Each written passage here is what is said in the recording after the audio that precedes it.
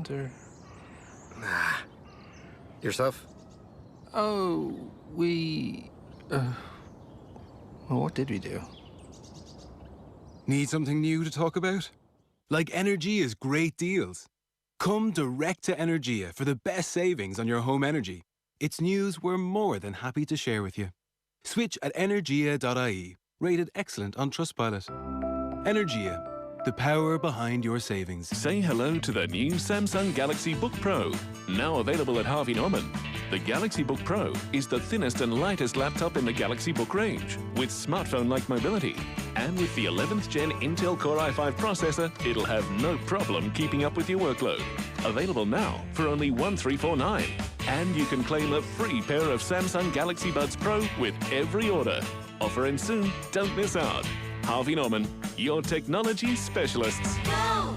At Online Tradesmen, we've never been busier. And if you're a trade professional, there's never been a better time to join us. Access over €17 million worth of jobs nationwide every month, along with e-learning and other supports. Need a website for your business? It's included in your membership. And on average, Online Tradesmen members get up to 10 times their fee back in new sales, marketing tools and savings. Apply today at onlinetradesmen.ie. Online Tradesmen, the home of qualified trade professionals. Hi, I'm Niall Fitzharris of the Hazelhouse Cafe and Woodwork School. Yes, cafe and woodwork school. Like most business owners, I do lots of things at once. That's why I upgraded to Air Gigabit Fibre Broadband. Now I can offer click and collect, run our social media, video call and more. It's transformed my business. What could it do for yours? For more about Air Gigabit Fibre Broadband, visit air.ie/business or call 1-800-207-407. Air, let's make possible. Subject to availability. Offer applies to businesses with up to 9 employees. Are you ready to make every step count? This June, step in their shoes with Concern Worldwide. Take 10,000 steps a day for 7 days. To walk with refugees. To raise vital funds. To join your community in changing the lives of another. To sign up now, visit concern.net/step. Wouldn't it be amazing if you could make 99.9% of coronavirus disappear into thin air? Well, now you can. Sanity System eliminates 99.9% of COVID-19 and other airborne and surface viruses in the workplace. As you reopen your business, protect your staff, customers and visitors with Sanity System. Available to rent or purchase now. Visit sanitysystem.ie. Invisible Threads, a Go Loud original. As we celebrate the 6th anniversary of marriage equality, Invisible Threads meets older members of the LGBTQ community who reflect on their journeys and tell their stories. From shame and isolation to conversion therapy, from living with fear to coming out as an older person. Join me, James O'Hagan, for this powerful 8-part series, winner of the first Go Loud Podship. Subscribe to this podcast for free on the Go Loud app. Off the ball. This is News Talk. Now, you're very welcome back. So we are discussing the future of the greyhound industry in the country. Very happy to say we are joined by Holly Cairns, Social Democrats TD, spokesperson as well for agriculture, and we have Gerard Dollard with us, CEO of the Irish Greyhound Board. You're both very welcome. Gerard, I might start with you. So the context, I suppose, here for the listener is that the greyhound industry came up in my conversation recently with on Taoiseach, and I was making a point about the very confused approach we have to sport in this country, not least when it comes to funding. So I was talking about Olympians. They get 2 million on the carding system per annum. I think Sport Ireland gets about 60 million to spread across 60 different sports, and I was looking at the Department of Agriculture, who give 19 million to the greyhound industry, and it was a point of comparison in a wider discussion with on Taoiseach, and we did touch on that 2019 RG Investigates programme as well. Now, you were in touch with the show, and by all means, you're very welcome, and we do want to have the conversation. I think you want to defend the sport. I've seen you say elsewhere the greyhound industry has a good story to tell, and maybe that good story isn't being told enough. So why don't you kick us off in that vein? The floor is yours. Tell us about the good story maybe we're not hearing when it comes to the greyhound industry. Thanks very much, Sean. Thanks very much for having me on. I suppose Greyhound Racing Ireland, we welcome any opportunity we have to put forward the strong case that exists for the greyhound industry. And I think you touched on it there yourself when you said compared it to another sport. Greyhound racing is more than a sport, it's an industry. It's very much a rural-based industry. It's a strong urban support base. It is run by a government agency. It is a semi-state body. There are a lot of people throughout the country that greyhound racing, the care of greyhounds, having greyhounds is their passion. And that translates into an industry, and there has been economic assessments done of that industry. We accept they're out of date, and we have commissioned Jim Power to do an up-to-date economic assessment, which is quite difficult in these COVID times. But we are absolutely satisfied that it is a strong industry. It has its challenges like any other industry, but it does get an unfair and probably not validly based criticisms at times. What is the most unfair criticism, Gerard? I think the most unfair criticism really is that greyhound racing is, if you like, second rate or not worthy of support, or is something that really people don't care about. I think it's criticised on the basis of the funding it gets. It's criticised on the basis of its care and welfare approach. It's criticised on the basis of doping and medication and the management of that. And all of those issues are issues in many other animal sports and even in human sports. So I think it's about saying to people that people have an entitlement to be involved in greyhound racing. It is a legally operated sport. It is run by an arm of government, which is Greyhound Racing Ireland, and people are entitled to participate in it. They're entitled to enjoy it. They're entitled to go about their business, and they shouldn't be subject to the level of anti-comment and bordering on harassment at times in relation to their participation in the sport. And just one last one to tease this out, and then Holly, by all means, I'll bring you in. I asked you for the unfair criticisms of the sport. Surely the care and welfare issue and the doping issue are not unfair criticisms. They are extremely valid ones. They are valid, but I think they're presented in a way which says that the industry, or Greyhound Racing Ireland, has been doing nothing about care and welfare, that it doesn't care about management of doping and medication, it doesn't care about the welfare of the animals, and that certainly is a criticism which is untrue and unfair. OK, we might come back to that and tease some of that out. Holly Cairns, do you want to come in and make your broad point on the industry and where it should go and where it is? Yeah, thank you so much, Joe. I suppose we all know that the industry is rapidly declining, and, you know, to be fair, I think rightly so. Most of your listeners probably saw or at least heard about the RTE documentary Running for Their Lives, that exposed that 6,000 greyhounds are actually bred annually, and it found that 9,087 of those are killed because they failed to make qualification times or their performance has declined. And then, you know, this year for the budget, for the 2021 budget, the government allocated a staggering 19.2 million to the greyhound racing industry, an increase of 2.4 million during a global pandemic. So basically, when you kind of zoom out, the industry kills almost 6,000 dogs annually for not racing fast enough, and the government funds it. And I suppose, setting aside the animal welfare concerns for a second, not that I think that we should, the greyhound industry is a loss-making industry that is also hugely unpopular, or, you know, more and more so unpopular. Attendance at greyhound racing tracks actually fell by 55% between 2008 and 2018, and the combined loss for tracks between 2019 and 2022 is predicted to be 30 million. And between 2001 and 2020, over 260 million of public money has been given to the commercial greyhound racing industry. So, as you know, Joe, and all of your listeners, there are sports clubs, community pitches and animal welfare organisations that couldn't hope to get that kind of money. It's, I think, 6 times more than all of the animal welfare charities combined. And, you know, the IGB and Gerard just spoke there about employment and support in rural areas, and I'm all for that. I'm from West Cork myself. But the vast majority of rural people, of farmers and fishing communities could think of many preferable things to spend $250 million on. And, you know, at the same time, this money's been poured into the industry by successive governments. There was a kind of catalogue of appalling practices and declining public support. The Greyhound Board's own anti-doping and medication review, published in 2016, found long-standing and significant deficiencies in policy processes and implementation that have been undermining the integrity and reputation of Greyhound Racing Ireland. Another IGB document conducted by Preferred Results in 2017 stated that the industry in Ireland was not focused on the sport of greyhound racing, but on the breeding. And it found that the industry was failing from both a commercial and a regulatory point of view. And that same report found that the industry produces 10 times more greyhounds, as we know, each year than required to sustain the sport. And it was that report which highlighted the lack of traceability of almost 6,000 dogs.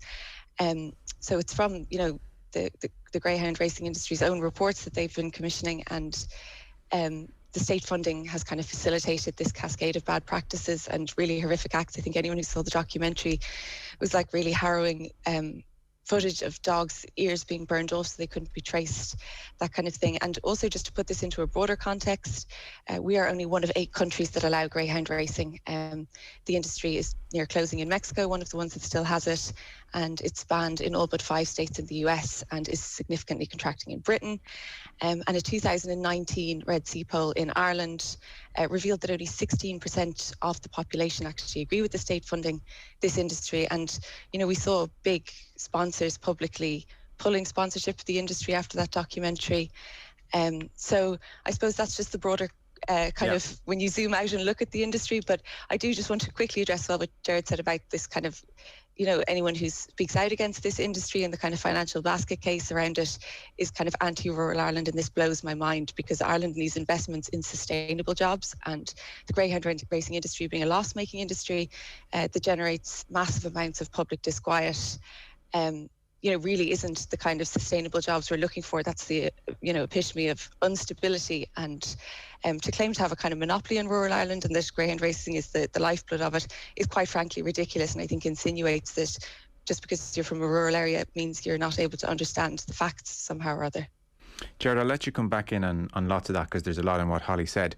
Let's jump in, though, to the headline issue from, say, the RTE Investigates programme. And it's what struck a chord with everybody, and it's what made a lot of people, I think, stop and say, this is unacceptable. This can't continue, and how has this been happening?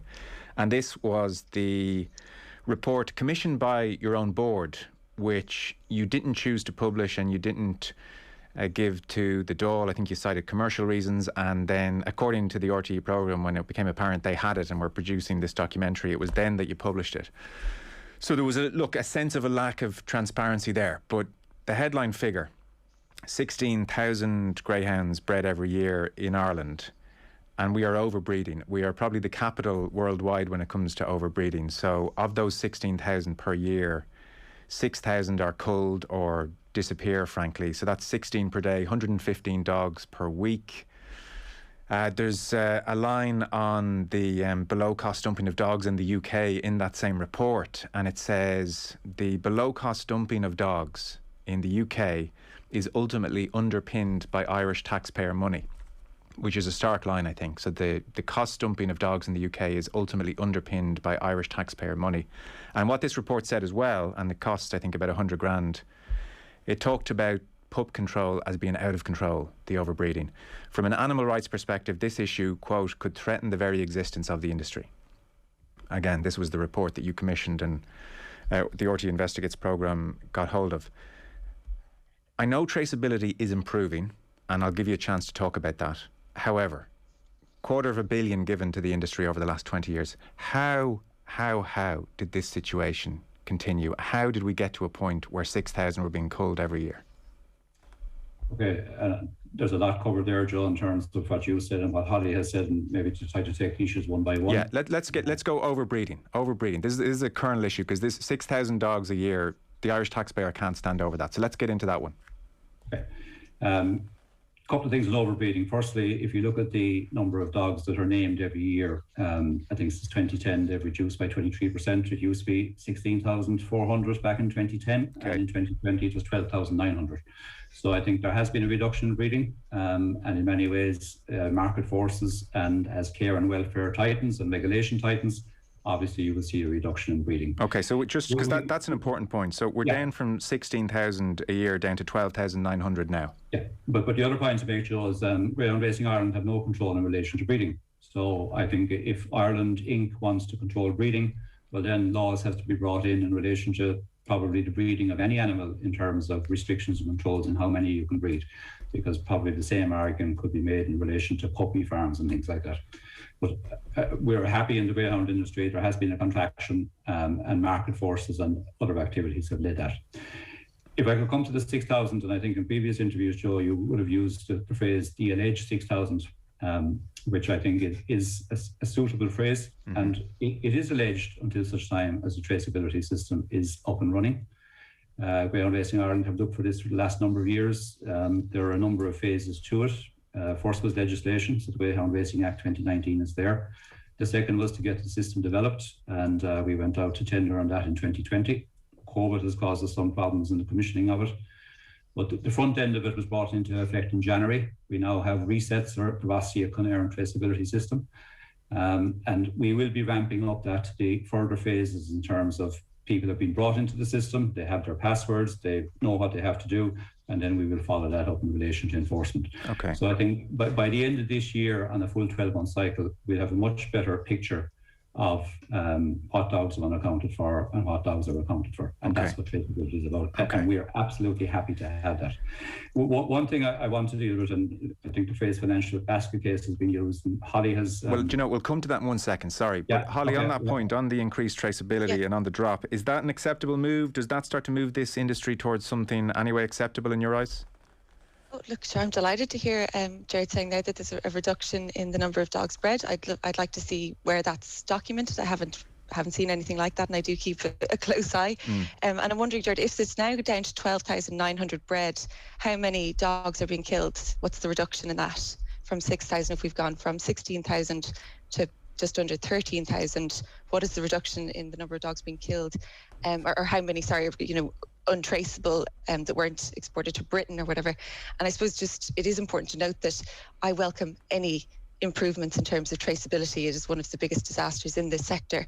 But it is also worth noting, Joe, that when this legislation was coming through the Houses, all of the amendments from opposition parties, and this is before I became a TD, so I wasn't there for it, but all of the amendments to try and make the traceability more robust and compulsory were rejected by government and not included. So there's still plenty of measures we could take to try and improve on that. And I'd encourage Gerard to lobby for that from government if you mean what you say.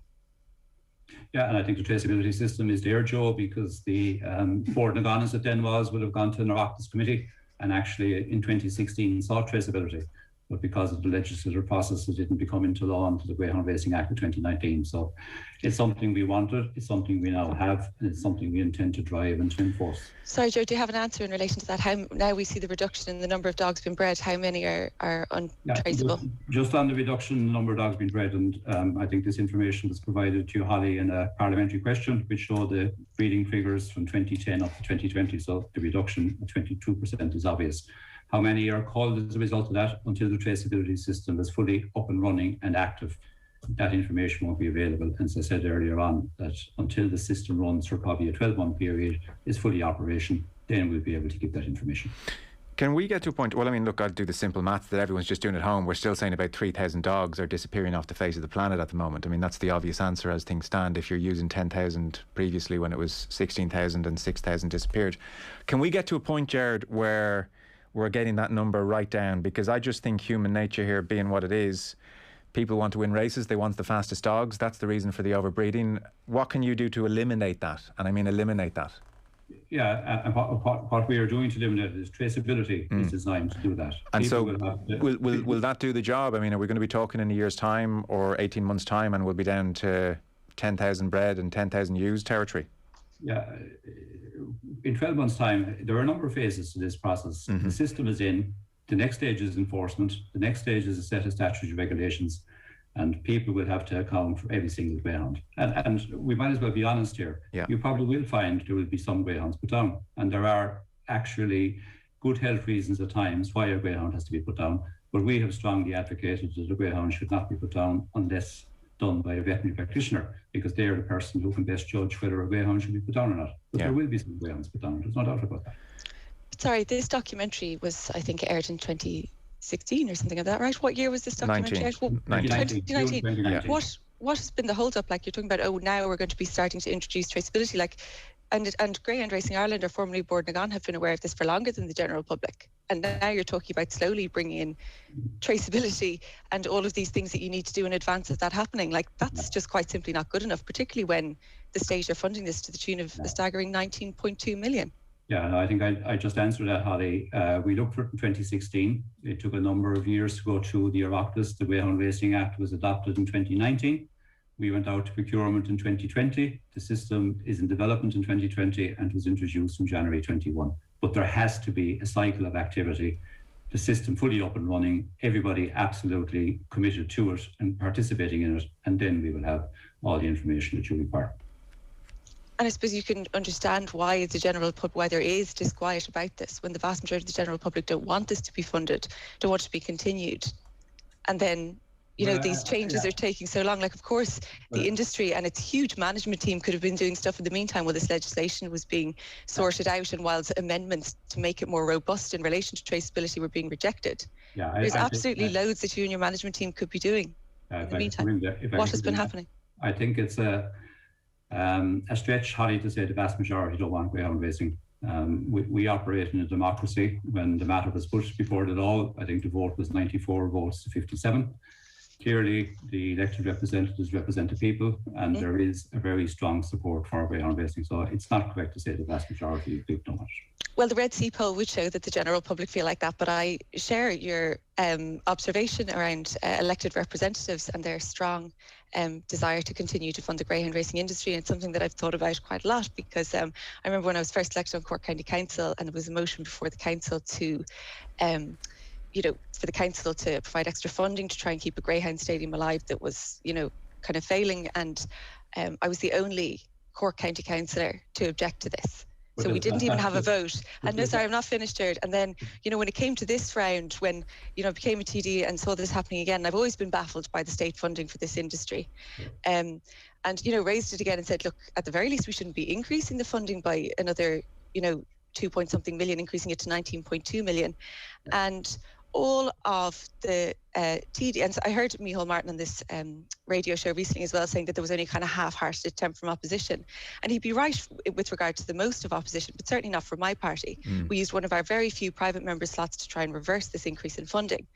But interestingly, what I have realised from being on the receiving end of the lobby group for the greyhound racing industry is that you are a very strong and very impressive lobby group. I will give you that. And all of the TDs and indeed senators and all of the parties seem to believe that this is, this absolute vote getter. And perhaps it is to a certain extent. And there's, lots of people who like going to the tracks, even though we know it's rapidly declining more and more and more. And the vast majority of the public don't want it. You guys have a very strong lobby. And that really shows in the House of the Oireachtas, because it doesn't actually make any sense when you look at the Red C poll.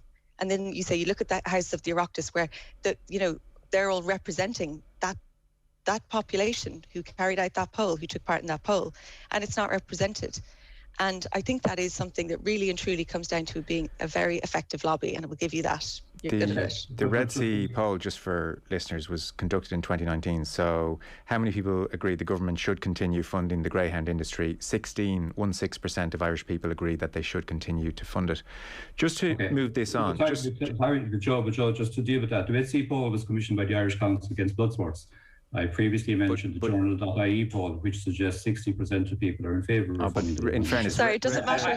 I don't want to get into arguments over polls. I know, but we should. I think we have to, because that's misinformation. No, I think, Gerard, in fairness, I think now Red C conduct professional polls, and a website having a survey doesn't meet the same standard. So look, in fairness, why don't we commission another one and let's see. But we can agree to disagree on that one. But I think Red C do commission professional polls, and a survey on a website, yourself, lobby groups can share that around. People who are very active can try and ram up support. So that doesn't really stand up to scrutiny at that point. Okay, could I just make one comment, John? Very quickly, because I do want to talk about the doping and the welfare issue at large, because we're just focusing on deaths at the moment. Holly has mentioned the vote in the Cork County Council. I think she was the only councillor who voted against, and she mentioned the vote in the Oireachtas.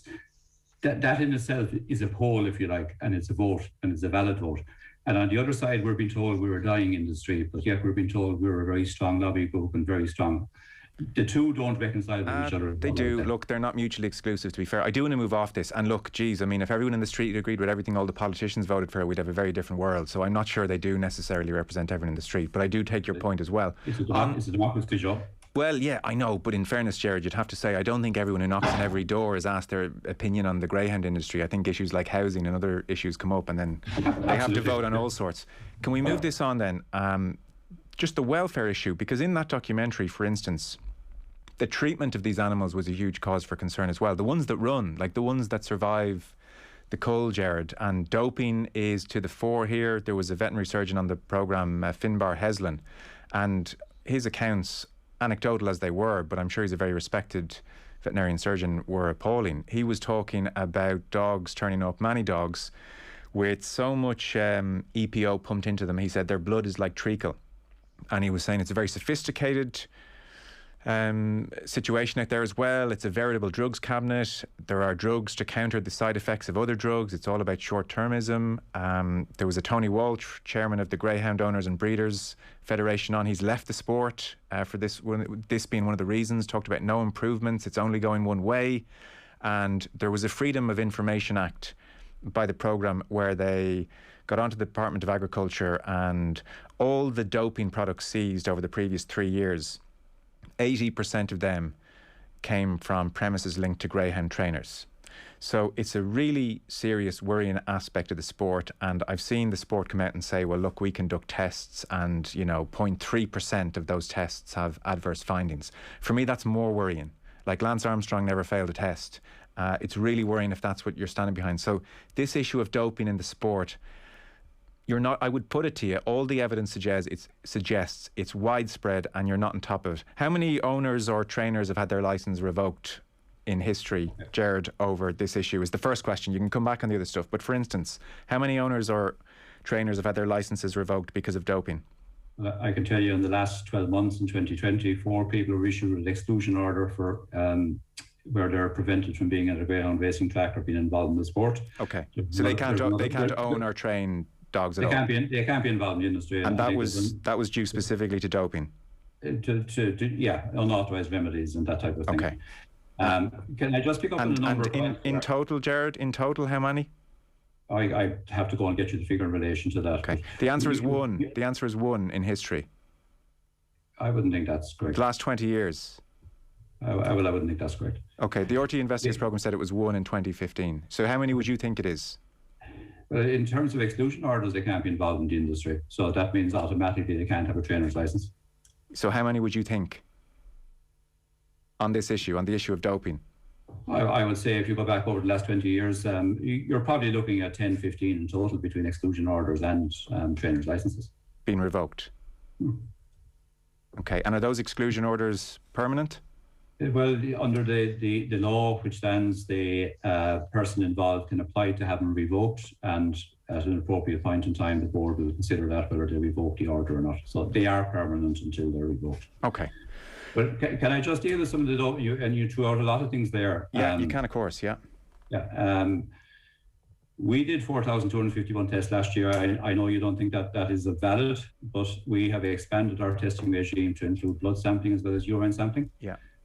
We have an independent process where anything we find is published. It goes up on our website. Mm-hmm. It's clearly obvious to people as to what has been found, and it goes to an independent control committee. Yeah. We have invested in laboratory equipment, over 400 grand spent there a couple of years ago. We're buying another new machine this year. We will say absolutely we've got on top of the doping and medication in the greyhound industry. And I would actually welcome the fact that 86% of all seizures related to greyhound activity, because it shows we are intent in stamping it out. And anywhere we do find unauthorised animal remedies, and we work with the Department of Agriculture on this, prosecutions do follow, and exclusion orders follow as well. Holly, Gerard says there they are on top of it now. Just, and a quick note in relation to, we constantly hear the Irish Greyhound Board disputing the facts in relation to the RT documentary, and I just think it's important to note that after the documentary was aired, Greyhound Racing Ireland, or Board na Gcon at the time, filed a complaint to the Broadcasting Authority the Broadcasting Authority investigated it in full and found that it was a comprehensive exploration of a topic in a factual manner that was fair, objective and impartial. So I think it's always important to note that when we hear the facts in relation to that documentary being disputed. And I suppose, you know, those small measures that Gerard spoke about are very welcome. And I think people would be happy to hear that, but I think it just quite simply doesn't go far enough. I think the government funding this by 19.2 million, you know, despite the public outcry following the documentary, despite the fact that the industry still relies on overbreeding now, even years after that was released, despite the continuation in, you know, a really lax approach to dealing with the doping. Like I said, I welcome those small measures that you made, but it's simply not good enough. And despite the fact that only 16% of Irish people want this to continue, and it's probably even less now if we did get that other Red C poll commissioned. You gave out about the financial basket case. There is no other way to describe this. And being kept alive by generous state subventions, just throwing a blind eye at the industry's failings consistently. And since this is a sports program, I think it's just really important to maybe emphasise how much that funding could do for other sports. And, you know, one of the things I've always heard in relation to a defence of this funding is that, you know, it's kind of it's ring-fenced from the levy from the gambling in relation to this industry. And, you know, important to note that if that was how this worked, then soccer would get 40% of all betting levy, because 40% of bets are placed on soccer-related bets. On the viability point, though, Holly, I mean, the government do support lots of industries that are not making profit. But not ones that are inherently cruel and have such appalling, overarching standards of care to the extent of, you know, 6,000 dogs being culled annually. And, you know, after a few years of that all being exposed, we're still probably looking at 3,000 plus. It's probably being optimistic. So it's a very, very different thing. And when you talk about, you know, creating jobs and whether it's sustainable and what that kind of gives back to communities and all of those things, like I understand what you're saying, that it's not always about profit and economic viability. But that's kind of why I reference other sports and other, you know, community services that could be invested in. Imagine that money going into pitches, into our Olympians, into there's so many things we could do with this money. Gerard, I'll give you a final word maybe just to wrap up this conversation. So, well, I want to deal with the financial basket case issue, Joe, which I've asked to deal with a number of times there. Yeah, if you could very quickly, I've about a minute here all in. Fine, yeah, so just Holly quotes the figure of 30.5 million in 2022, which is a complete misrepresentation of facts. The Indicon report on the greyhound industry is on our website.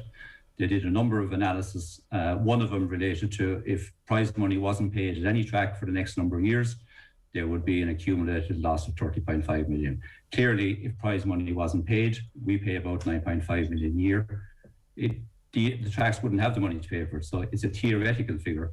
The correct figure to quote is the cumulative loss to 2022 based on an accelerated decline in attendances would be 0.5 million. And that's in the Indicon report as well. So there's misinformation we put out here, and it's one of the reasons why we wanted the opportunity to correct some of what's being said about the greyhound industry. Okay. On the future for the sport, I mean, it is under pressure worldwide, as Holly was alluding to. I saw in January in Florida, it was made illegal as of January 1st this year, Florida being almost the mecca for US racing. I think it had 11 tracks. So the sport is now illegal in 41 states. I think there are 4 tracks left across the entire country, whereas in the late 1980s there were 60 tracks. So really in America, the sport is pretty much on death's door. I think in New Zealand there's been a massive scandal there the last couple of days over crystal meth and greyhounds, and so it's under pressure there. I think it is under pressure here, Gerard, and attendances have gone down. I know lots of people love their greyhounds and love their greyhound racing as well. So your optimism for the sport? Yeah, look, I mean, I think all animal sports, Joe, are under pressure. That's I think, fair to say. People have a different view as to how animals should be treated in society now than they would have had 20 or 30 years ago. Yeah. From our point of view, the Greyhound Racing Act of 2019, it's a brand new piece of legislation. I doubt if an act like that would have been brought in if the industry was going to be in demise in a few years' time. But right across the country, we have 14 tracks. There's a lot of people, the social side, the cultural side, the economic side, that rely on this industry. It is their passion, it is their sport, and they want it to continue. Holly, last word? Yeah, I mean, ultimately we know that if there wasn't such generous state subventions that the industry would have already declined. And I think important to note the special treatment that it gets. So it's the only example, aside from the carbon tax, in the Irish public finance of ring-fenced taxation, where one sector or group is absolutely guaranteed an income from a specific tax revenue. That doesn't go for any other sport, doesn't go for people with mental health challenges, homeless people, you name it. It is literally just the greyhound racing industry, and I think it is to the great dismay of the vast majority of the general public why there is such special treatment for a declining industry with such overarching appalling standards of care. And Gerard, that is not to say that I think that all greyhound owners or people who take part in the industry treat their dogs poorly. Absolutely not. I've had so many phone calls from people who used to be in the industry, used to be involved in it, who have removed themselves from it or distanced themselves from it because of these overarching appalling standards of care. Okay, folks, we'll have to leave it there. I know that was a robust debate. I want to thank you for not interrupting each other and jumping in. I'm sure you were tempted many times to do so. It's good to tease out these issues in a calm way. So, Gerard Dollard, CEO of the Irish Greyhound Board, thank you. And Holly Cairns, Social Democrats TD for Cork South West and spokesperson for agriculture. Thanks to you both. Thank you. No, cheers, take care. Off the ball on News Talk. News Talk already gives you your daily fix of news and entertainment. But wouldn't you like a little bit more? News Talk Extra is everything you might have missed, plus expert tips, podcasts and competitions, all straight to your inbox. Subscribe now at newstalk.com/extra. The weather's brighter, the days are longer, and you're really